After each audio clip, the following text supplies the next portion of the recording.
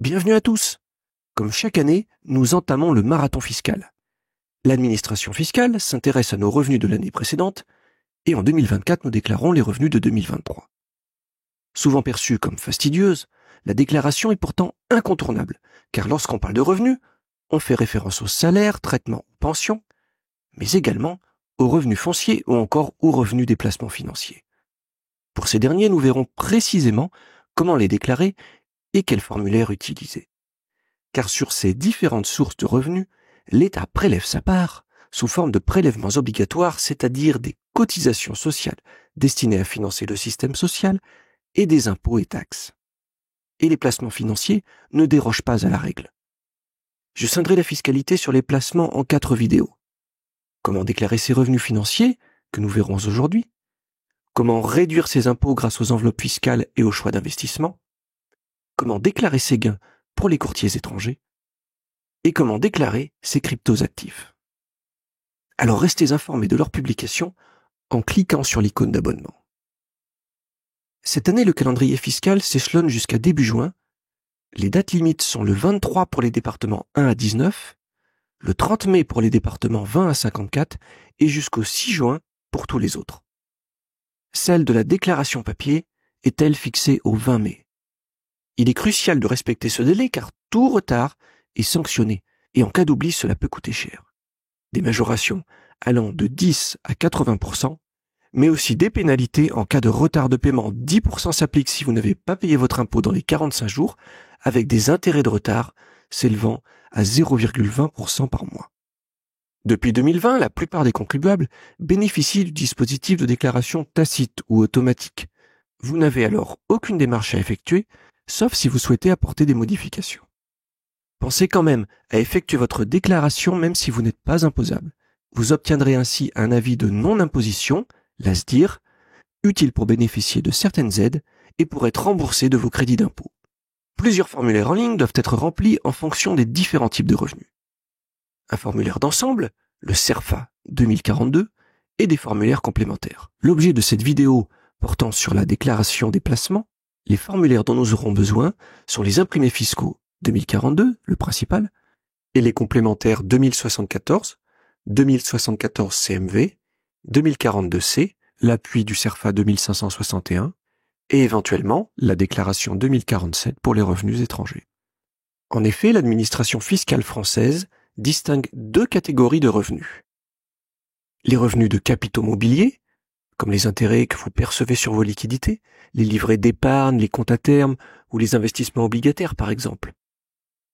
Ou comme les dividendes, c'est-à-dire une fraction de bénéfices des entreprises que vous percevez en achetant des actions.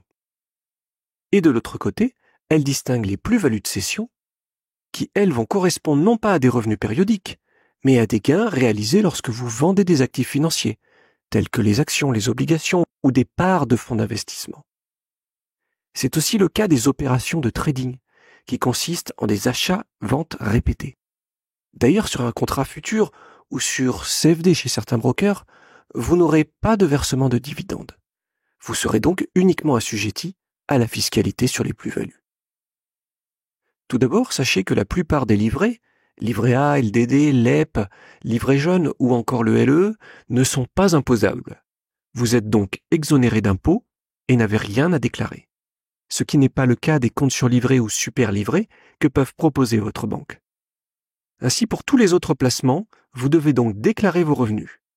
Ceux dits à revenus fixes, c'est-à-dire les intérêts des livrets bancaires fiscalisés, des comptes de dépôt, comptes à terme, intérêts des obligations ou des emprunts d'État, ou encore des bons du Trésor, mais aussi les comptes épargne logement ouverts après le 1er janvier 2018 et les prêts consentis entre particuliers, sauf ceux dans le cadre familial. Mais aussi à prendre en compte les éventuels intérêts versés par certains courtiers sur les liquidités non investies, les dividendes, avec également les dividendes des ETF distribuants, mais pas ceux des ETF capitalisants, puisqu'ils sont directement réinvestis dans le fonds et ne seront taxés qu'à la revente. Malgré la distinction entre revenus de capitaux et plus-value de cession, le taux de prélèvement de l'imposition, sauf cas particulier, est similaire.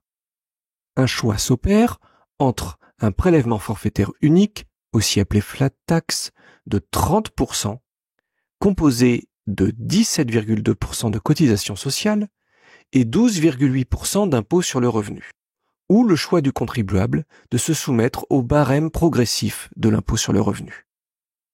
L'imposition des revenus de capitaux a lieu en 2 temps. Tiens, voici Fifi, la fourmi financière de la chaîne. Elle va nous expliquer tout cela. Fifi est actionnaire d'Airbus et a reçu un dividende de 100 € en 2023. Un acompte de 30% est d'abord prélevé à la source en 2023 au titre du prélèvement forfaitaire non libératoire. Il correspond à 17,2% de cotisation sociale et de 12,8% d'impôt sur le revenu. 30 € sont donc prélevés à la source sans déduction des frais qu'elle a pu supporter, comme la commission du courtier ou de la banque par exemple. Il est possible d'être dispensé des 12,8% acquittés au titre de l'impôt sur le revenu, à condition que son revenu fiscal de l'avant-dernière année, donc 2022, soit inférieur à 50 000 € ou 75 000 € pour les couples mariés ou pacsés. À noter que le plafond est plus bas pour les intérêts, comme ceux perçus sur les livrets bancaires soumis à imposition par exemple. La demande doit être adressée auprès de la société qui vous fait le paiement des dividendes, généralement c'est votre banque ou votre courtier, en joignant une attestation sur l'honneur au plus tard le 30 novembre de l'année précédant celle du versement. Les prélèvements sociaux sont, eux, toujours dus sans dispense possible. L'année suivante, c'est-à-dire l'année de la déclaration d'impôt, ces dividendes seront soumis au PFU de 12,8% sur l'impôt sur le revenu, le même qui a été prélevé à la source, ou bien au barème de l'impôt sur le revenu sur décision expresse du contribuable. Dans ce cas, il est possible de faire jouer le jeu des abattements et des déductions de charges, car le contribuable bénéficie d'un abattement de 40%, de la déduction de frais éventuels comme les commissions ou les frais de garde, et de la déduction d'une fraction de la CSG prélevée à la source sur les cotisations sociales de l'année du versement. La part de la CSG déductible est de 6,8%. La question qui se pose est donc quand opter pour le prélèvement forfaitaire unique ou pour le barème.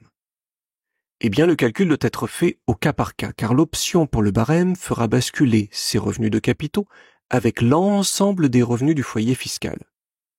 Des simulations peuvent s'avérer nécessaires pour choisir l'option la plus favorable.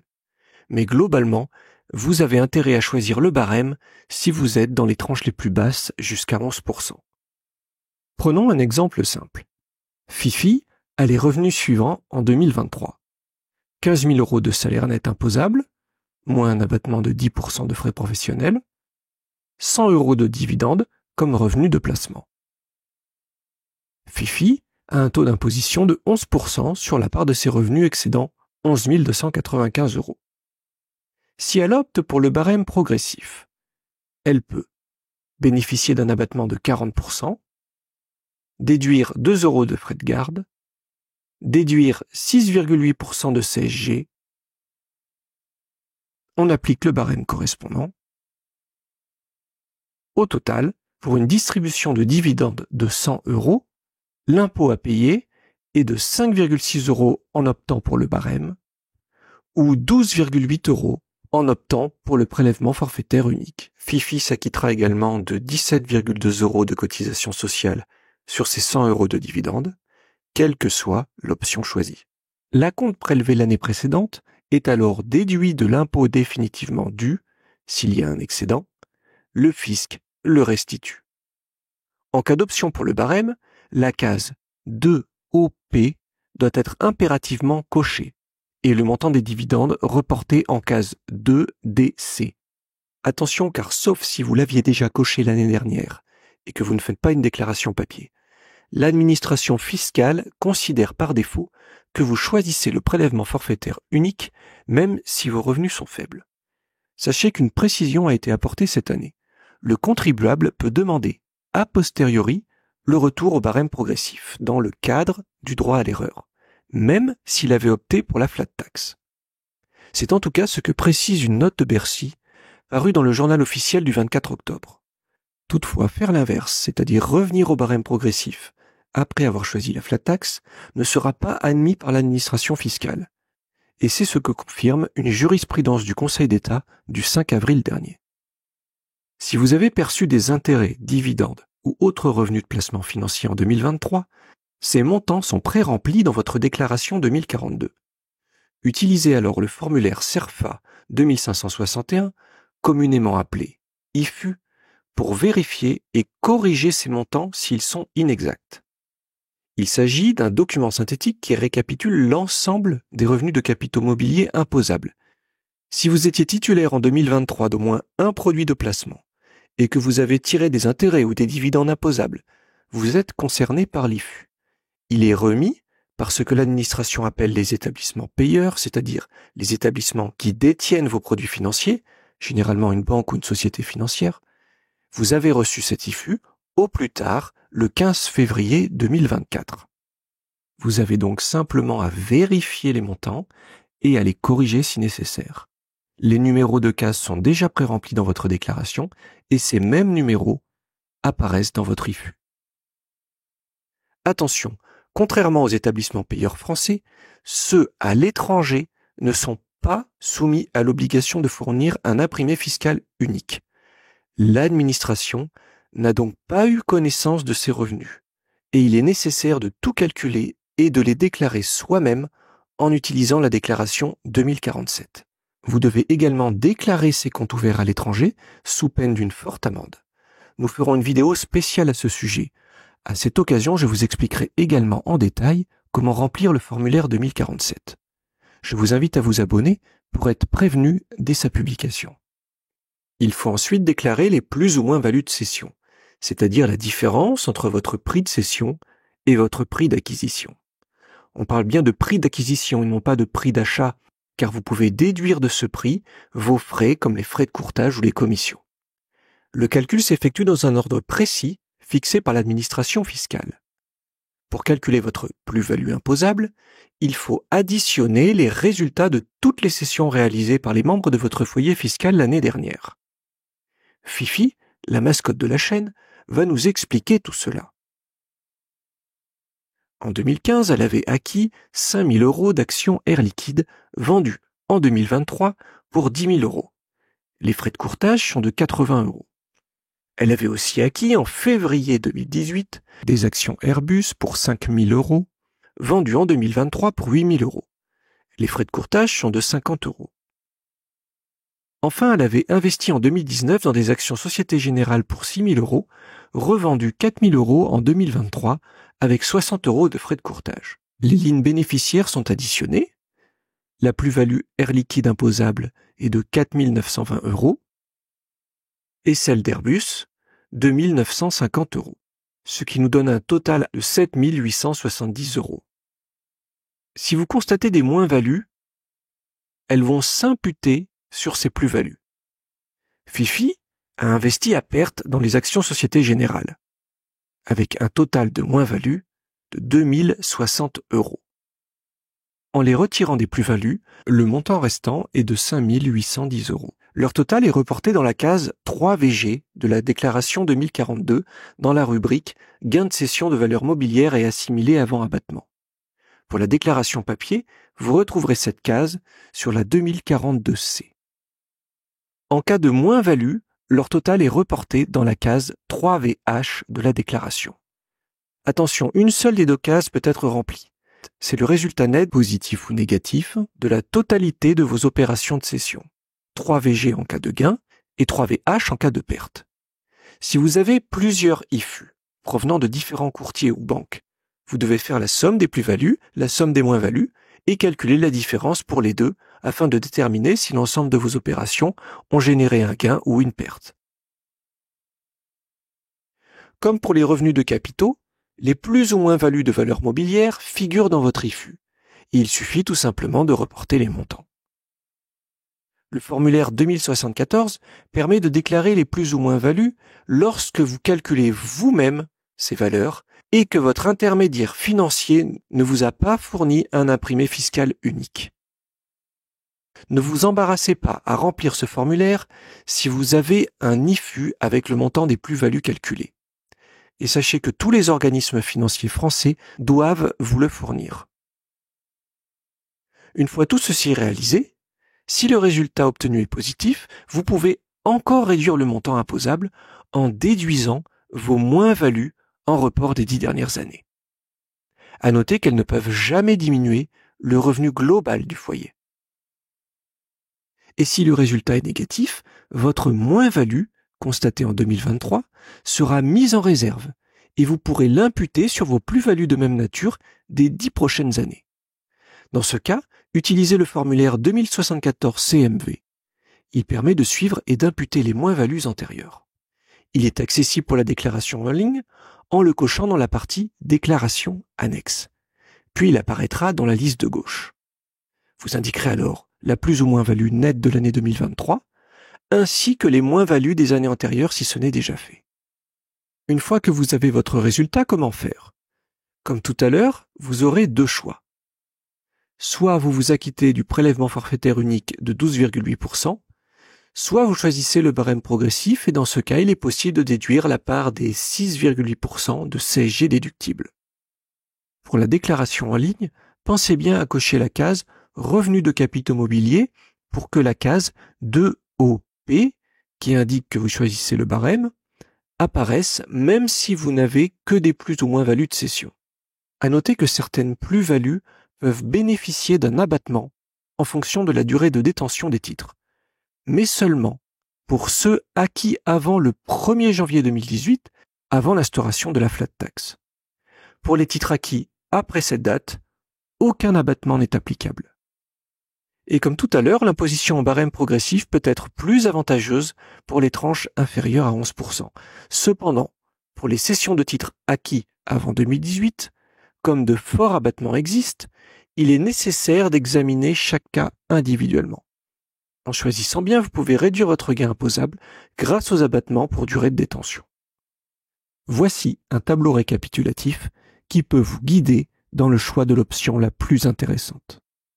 Si nous reprenons l'exemple de Fifi, avec disons un barème au taux de 41%, souvenez-vous, elle avait acquis ses titres Air Liquide en 2015. Elle bénéficie donc de 65% d'abattement. D'ordinaire, l'option pour le prélèvement forfaitaire unique devrait être la plus intéressante. Mais pour la cession de ces titres uniquement, en bénéficiant de l'abattement par année de détention, Fifi paye moins d'impôts en choisissant l'option du barème. Par contre, si nous avions inclus les autres cessions, c'est-à-dire les titres Airbus et Société Générale, ayant été acquis, eux, après le 1er janvier 2018, aucun abattement n'aurait été possible sur ceux-ci. Et le résultat global serait plus mitigé. Le choix de l'option s'apprécie donc en calculant au cas par cas. Comme pour les revenus de capitaux, PFU ou barème, le taux de 17,2% de cotisation sociale reste dû dans les deux cas. À noter qu'il existe également un abattement renforcé allant de 50 à 85% pour durée de détention sur les cessions de titres de PME acquis avant le 1er janvier 2018. Attention, dans ce cas, le calcul de la CSG déductible est différent. À noter que les moins-values doivent toujours s'imputer avant l'abattement. À noter aussi que le choix pour l'imposition au barème ne peut être scindé entre les revenus de capitaux et les plus-values de cession. En clair, si vous avez touché des dividendes et réalisé des plus-values lors de la vente de titres, vous ne pouvez pas choisir l'imposition au barème pour les dividendes et la flat tax pour les plus-values. C'est un tout. Ce sera l'un ou l'autre pour l'ensemble des revenus. Comme pour les revenus de capitaux, il faudra vérifier l'IFU que vous avez reçu de votre établissement financier.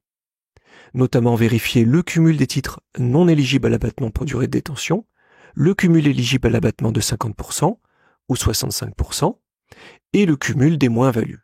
Tout ceci devra être reporté dans la déclaration 2042C en inscrivant notamment l'abattement éventuel auquel vous avez le droit, case 3SG, 3SL ou 3VA. Vous pouvez aussi utiliser la 2074 CMV pour détailler le calcul entre cessions éligibles et non éligibles à l'abattement. Le formulaire indique les cases à reporter dans la déclaration 2042C. Et n'oubliez pas de cocher la case 2OP si ce n'est déjà fait.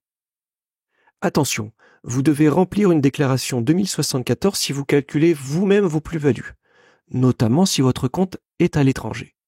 Alors pensez à rester informé en vous abonnant à la chaîne. Nous verrons tout cela en détail dans une vidéo dédiée. Si vous détenez un PEA, le cas de l'imposition des revenus de placement est particulier. En effet, si vous n'avez réalisé aucun retrait de votre PEA, vous n'avez rien à déclarer. Vous échappez à l'impôt, mais aussi aux prélèvements sociaux, et ceci tant que vous restez investi. Par contre, si un retrait a lieu avant 5 ans, vous êtes assujetti aux prélèvements sociaux de 17,2%, à l'option pour l'impôt sur le revenu entre le PFU de 12,8% ou le barème progressif, comme vu précédemment. Et si un retrait a lieu après 5 ans, les gains réalisés sont alors totalement exonérés d'impôt sur le revenu et seulement soumis aux prélèvements sociaux. Idem, le cas est particulier si vous détenez une assurance vie. Tant que vous n'effectuez aucun rachat pendant la durée de votre contrat d'assurance, vos gains ne sont pas imposés sur l'impôt sur le revenu. Vos gains deviennent imposables à partir du moment où vous effectuez un rachat partiel ou une clôture du contrat. Le régime d'imposition applicable lors du rachat du contrat d'assurance vie dépendra de la date de souscription du contrat et de celle des versements de primes. Elle est considérablement allégée après 8 ans de détention. Nous reviendrons en détail sur ces cas particuliers dans la vidéo consacrée aux enveloppes fiscales et aux choix d'investissement. Ces 20 minutes ont été consacrées à la compréhension de la fiscalité implicable sur les revenus de placement, avec une mise en pratique à la déclaration de revenus. Toutefois, chaque situation fiscale est unique. Les règles fiscales peuvent varier en fonction de nombreux facteurs, tels que la nature des placements, la durée de détention, votre situation personnelle et familiale, et bien d'autres éléments. Pour des conseils personnalisés et adaptés à votre situation spécifique, il est recommandé de consulter un conseiller fiscal ou un expert comptable. Vous pouvez également poser des questions spécifiques en commentaire. On se retrouve pour de nouveaux conseils pratiques avec d'autres vidéos en cours de préparation. À très bientôt sur la chaîne.